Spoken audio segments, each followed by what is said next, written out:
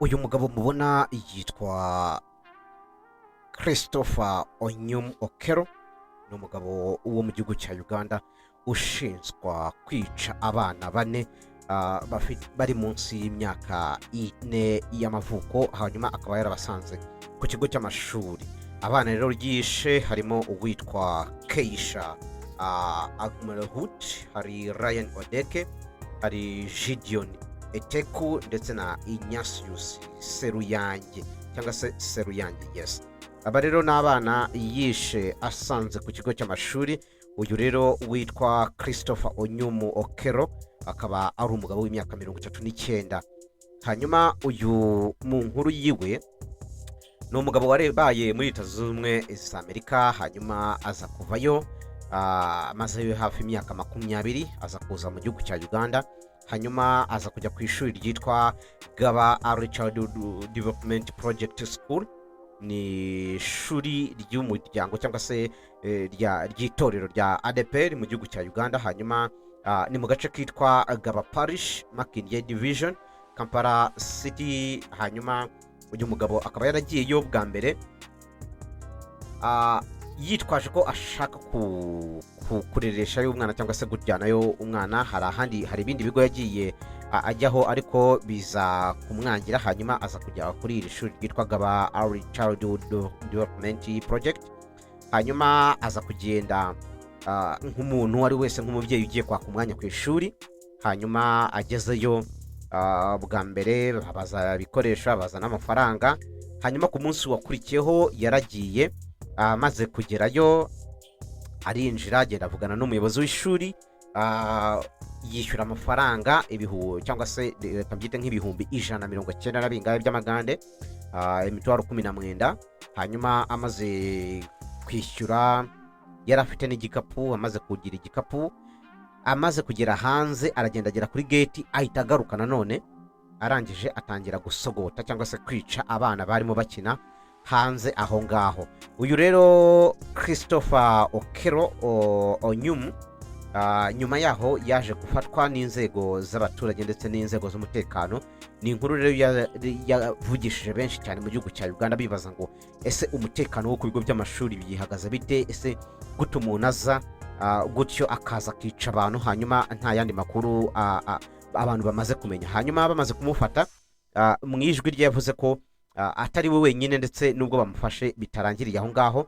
hanyuma nyuma yaho yaje kujyanwa mu butabera, hano ni muri koti ya Makinye aho yari ari kuburanishwa. hanyuma urubanza rwe ku munsi w'ejo rwarakomeje, ndetse n'uyu munsi wo kuwa gatatu ku itariki 14 z'ukwezi kwa 4 ruraza gukomeza. hanyuma uyu mugabo rero witwa Okero ni icyigisho cyiza ku bigo by'amashuri cyane cyane. ese abantu baza ku mashuri, abantu baza aho mukorera, mufite uwuhe mutekano? mufite izihe ngamba mwashyizeho kugira ngo murinde umutekano? iki kiganiro rero tugiye kugitegura mu buryo bworoshye cyangwa se bukomeye cyane. turaza gutanga ingingo zikomeye cyane ku buryo umwana ndetse abantu mwese muza gusobanukirwa n'iki uyu mugabo ashinjwa. ese yinjiye mu ishuri nk'umuntu, nk'umubyeyi? ese ibigo by'amashuri mwashizeho izihe ngamba kugira ngo by'ukuri umutekano w'abana banyu ukomeze gusagamba? ni muri KGTV Rwanda rero. nk'uko mumaze kubyumva muri iyi nkuru, ni inkuru y'akababaro mu gihugu cya Uganda, ariko ni inkuru yatubera urwigisho rwiza cyangwa se icyigisho cyiza cyane cyane ku bigo by'amashuri ndetse n'ahandi hantu hose hahurira abantu muri rusange cyangwa se ahahurira abantu benshi. iyi ni KGTV Rwanda rero mukomeje gukurikira. hanyuma nk'uko nabibasobanuriye muri video yatambutse cyangwa se mu gutangira ino video cyangwa se kubahereza inkuru, nuko ikigo cy'amashuri kiri hafi y'umuhanda byakorohera cyane umuntu kuza kwinjira muri icyo kigo, cyangwa se ikindi kigo icyo ari cyo cyose. hapfa kuba hari buze guhurira abantu benshi.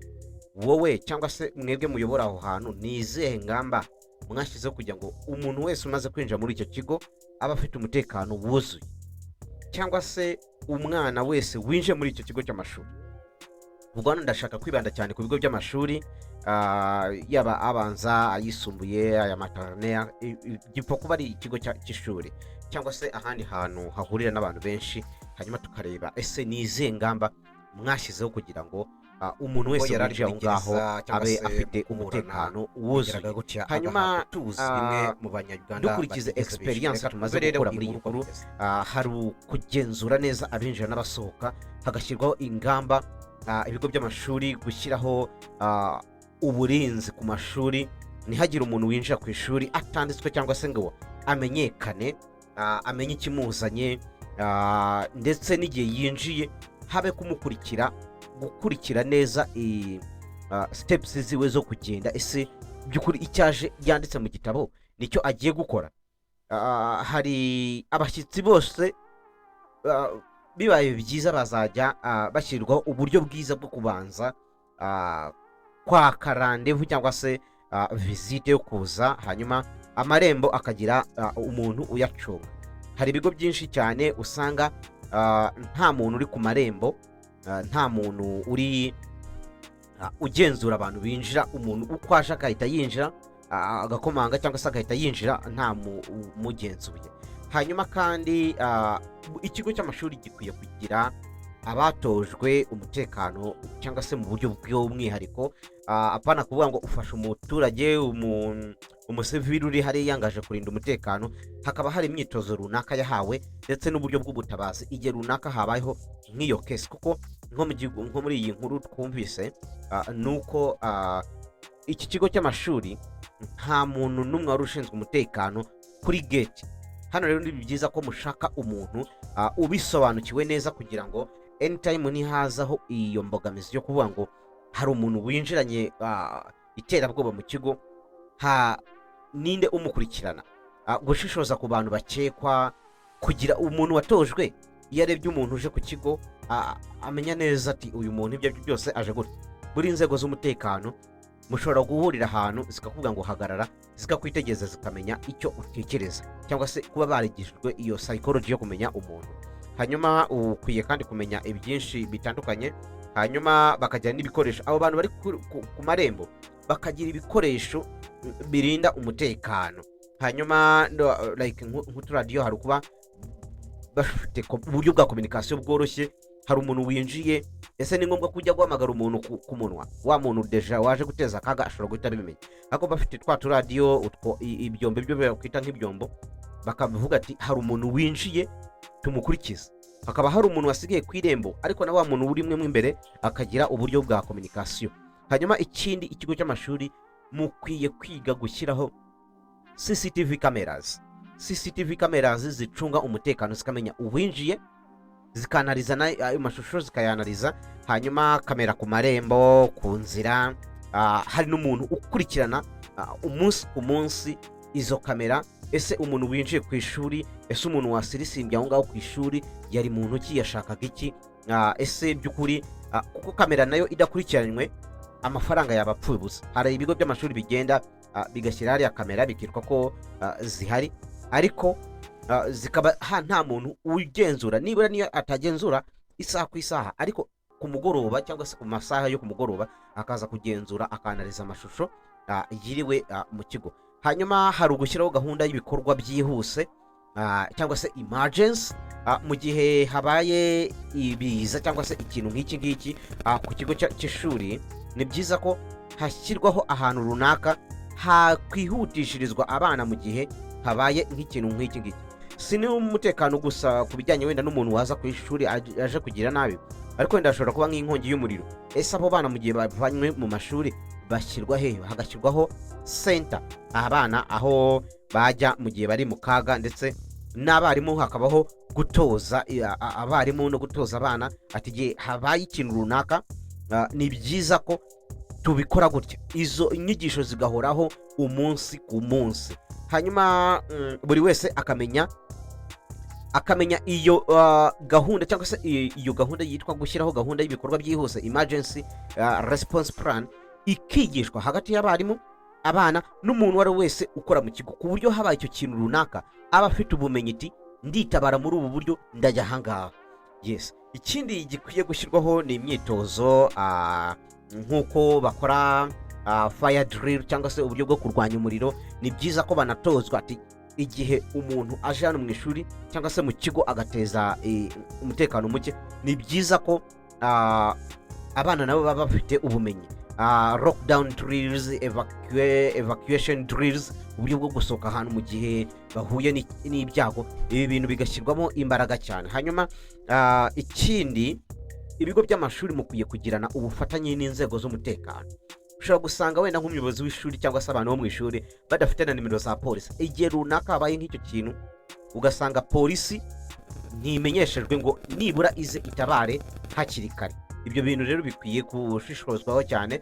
Hanyuma inzego z'umutekano zikaba nazo zashyiraho gahunda yo gusura ibigo by'amashuri bagahugura, hanyuma no gutanga inama. Ibyo rero ni inzego z'ubuyobozi bwa polisi ndetse n'izindi nzego z'umutekano muri rusange, ariko bifatanyije n'ishuri.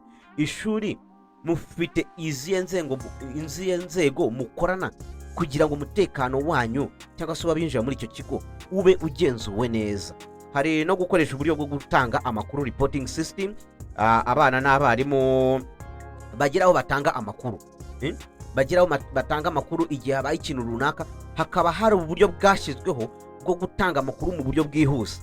Iyo babonye umuntu uteye amakenga, no kubigirira mu ibanga cyangwa se like anonymous reporting. Hari umuntu ashobora kuba ari kuri gate akabona umuntu arinjiye, hakabaho bwa buryo bwo gucommunicating abantu bari mu kigo mo imbere mu buryo bwihuse, ariko wa muntu deja wari uri ku muryango akaba ari umuntu wahuguwe ku buryo areba ikintu akabona ko giteye amakenga. Naho ubundi umusivili ashobora kumuzana hariya, wamushyira kuri gate rwose ukabona nta bumenyi na bumwe abifiteho. Yes, hari uburyo rero kandi bwo kugenzura n'ibikoresho. Ese umuntu winjiye mu ishuri, winjiye mu kigo, yinjiranye iki? Ibigo byinshi bitandukanye nk'amabanke, ama-libraries akomeye nk'ahantu runaka, iyo ugiyeyo barabanza bagasaka ibintu uzanye. Ese nta kintu gishobora guteza akaga kije? Ariko usanga ibigo by'amashuri byinshi, ni hafi ya byose 90%, urinjira ukagenda, yaba ufite igikapu, yaba utagifite, yaba ufite iki, hanyuma ukagenda ugakora ibyo ukora ukagaruka. Ntusakwe winjira kandi ntunasakwe usohoka. Izo rero ni zimwe mu ngingo zishobora gushyigikira wa mugizi wa nabi, kubera ko ntabwo yigeze asakwa. Nk'uyu mugabo yazanye ibyuma, amaze kuzana ibyuma abyinjira mu ishuri, ariko yaba hari umuntu wari uri kuri gate, kandi bene uyu muntu ni wa muntu uba wiriwe usirisimba aho hantu, amaze kumenya neza amakuru uti iki kigo nta mutekano kigira, yewe niyo winjiye nta muntu ugenzura, mbese ibyo byose. Rero ibigo by'amashuri mukwiye gushyiraho uburyo bwo kuzajya musaka umuntu winjiye n'umuntu usohotse, mukamenya yinjiranye iki, asohokanye iki. Kuko ushobora kuba musatse yinjira wenda nta kintu yinjiranye, ariko mu gusohoka agasohokana ka laptop k'umwarimu, agasohokana izo mpapuro duplicate, agasohokana n'ibindi bikoresho by'abana. Ni byiza rero ko igihe hashyizweho ubu buryo byazajya bigenzurwa cyane. Hanyuma n'uruhare rw'ababyeyi. Ababyeyi mukwiye kugira uruhare mu mutekano w'abana. Mwabugira gute? Banza ukominikane n'umwarimu cyangwa se abarezi, ubabaze nizi mbere y'uko uzana umwana ku kigo cy'ishuri. Banza ugenzure neza ese umutekano w'umwana wawe uzaba wuzuye 100%. Niba ufite impungenge zigaragariza ishuri, babwire uti nyamara njyewe mbona hari ingingo runaka cyangwa se hari ibintu byakabaye bikorwa kugira ngo umutekano w'abana ndetse n'abandi mwese muri mu kigo ube ari umutekano wuzuye. Ababyeyi rero mukwiye kugira uruhare, si ukuzana umwana ngo wishyuye minerivare ngo nagiye. Ni byiza ko unakurikirana imyigire y'umwana. Ese umwana yahageze ku ishuri? Ese yize neza? Communication with the parents, communication with the teachers, communication with the school. Izi ni zimwe mu buryo bwiza bwo kugenzura umutekano w'abana. Hanyuma kandi hari no kwita ku buzima bwo mu mutwe. Hano ni inzego za leta muri rusange, guverinoma cyangwa se leta isabwe cyangwa se yafasha abantu kujya iyigisha ibibazo cyangwa se ubuzima bwo mu mutwe, mental health ikaba taken care. Buri bigo, hari ibigo byinshi inze, nk'umuntu wenda ukora cyane mu bintu by'uburezi, usanga mwarimu nta mahugurwa yigeze agira ya mental health. Bivuga ngo umwarimu niba yavuye mu rugo yahuye n'ikibazo arazahita agitura ku bana. Niba hari umuntu wavuye hirya akaza ikibazo yahuye na cyagahita akakubita ku bana, yewe n'abana nabo ibibazo bahuye nabyo mu rugo bakaba bagahita baza bakabikubita aho ngaho. Usanga umwana afite imyitwarire idahwitse kubera iki mu rugo ntabwo yigeze aganirizwa, ku ishuri ntaganirizwa, twishyuye minerivare, that is enough. Oya, ntabwo ari uko nguko bikwiye kugenda. Ikintu rero mukwiye kugira ni uko akenshi yakwiye gushyirwaho ingamba zo kwigisha abantu ubuzima bwo mu mutwe. Ese ni gute abantu bakwifata neza, ni gute ese igihe ugize ikibazo ni gute wakimentaringa.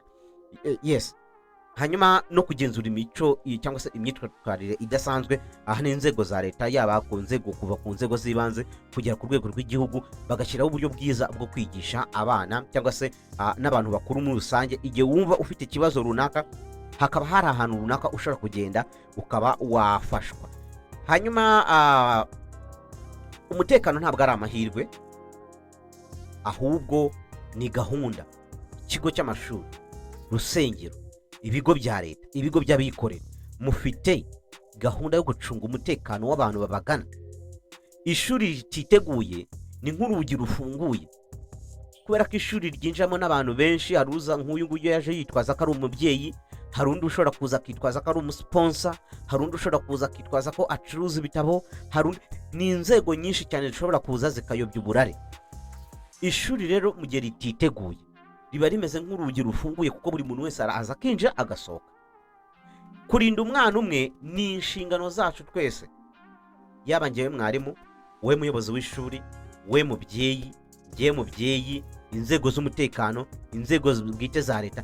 Twese dukwiye gufatanyiriza umugozi umwe cyangwa se gutahiriza umugozi umwe kugira ngo aba bana umutekano wabo urindwe. Hanyuma niba wakunze kino kiganiro, ntugende udakanze subscribe, gisharinge kino kiganiro kigere ku nzego za leta, ku nzego by'ibigo by'amashuri. Iyi video uyisharinge ibigo byose by'amashuri wabuze. Njye rero ni KGD TV Rwanda, mukore subscribe ndetse mukomeze no gutanga comment mu biganiro bindi muzabe muhari cyane. Ni Jean d'Amour kwihangana.